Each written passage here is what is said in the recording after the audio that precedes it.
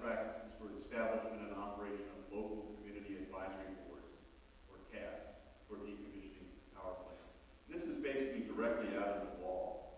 And the purpose of a CAB is to establish the foster communications and information exchange between the licensee, planning for, and involved in the decommissioning activities, and the members of the community that decommissioning activities may affect.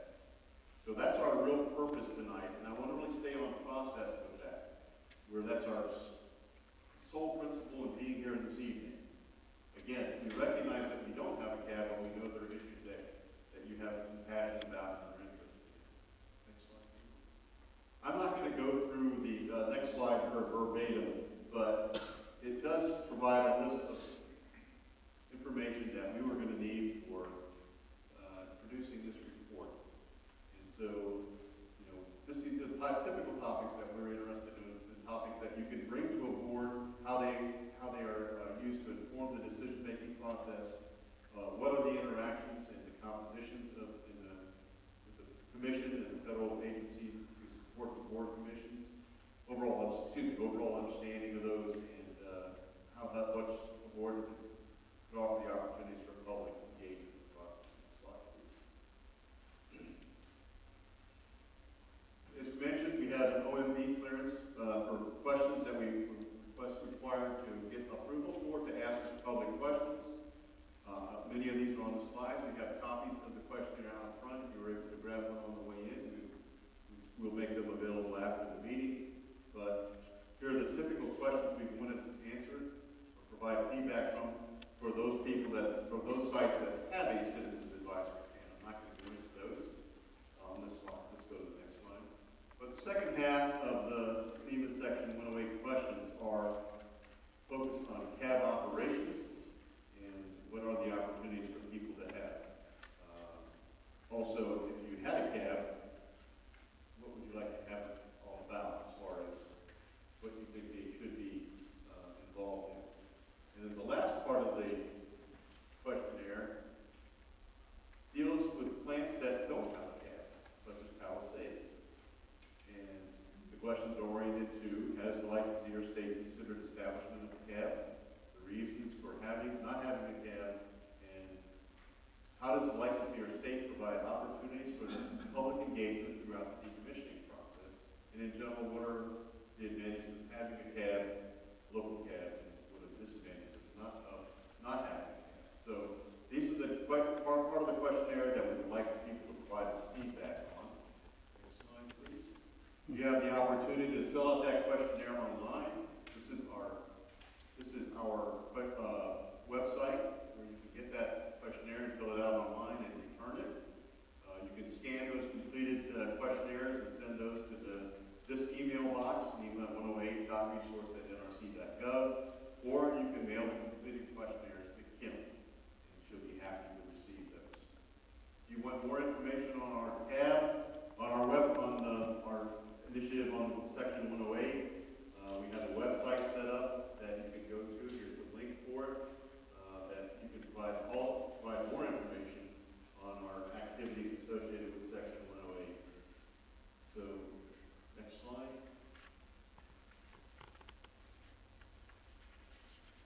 This slide shows the United States. We have gained experience with decommissioning of nuclear power plants. We currently have 11 facilities in active decommissioning. We are expecting that we will terminate the licenses at Humboldt Bay, La Crosse, and Zion 1 and 2 in the next year.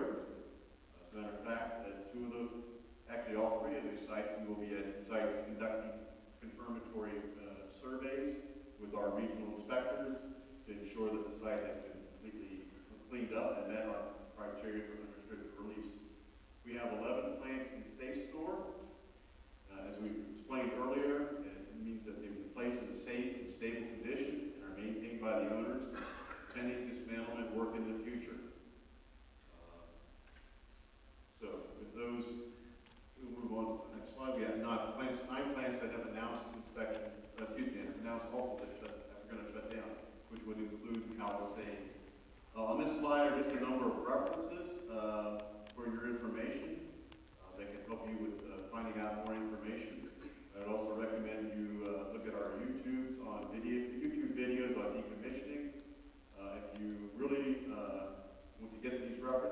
very simple. You go to www.nrc.gov and look under radioactive waste, and under there there'll be a decommissioning tab for all the decommissioning activities. So it's basically a three-step process. With that, I also included a slide here. You can also provide, if you have further questions or comments on the Section 108 webinar that we held August 8th, you can provide those to David McIntyre in Office of Public Affairs. We have been receiving questions and comments to our electronic contact throughout this presentation, throughout the webinar, and we will provide some responses to some of those in the future. Again, we have the webinar provided with the base information.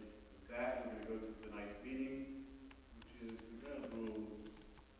So, I want to remind everybody that the meeting is being transcribed. Gentleman Stewart is up here. He's going to be transcribing the meeting. Once we get the official transcript from him, we will make it available on our public website. And with that, I would like to anybody from the NRC staff who is here would like to introduce themselves. My name is Jack Geisner. I'm the Deputy Administrator in the Midwest Region, Region 3. And thanks for coming.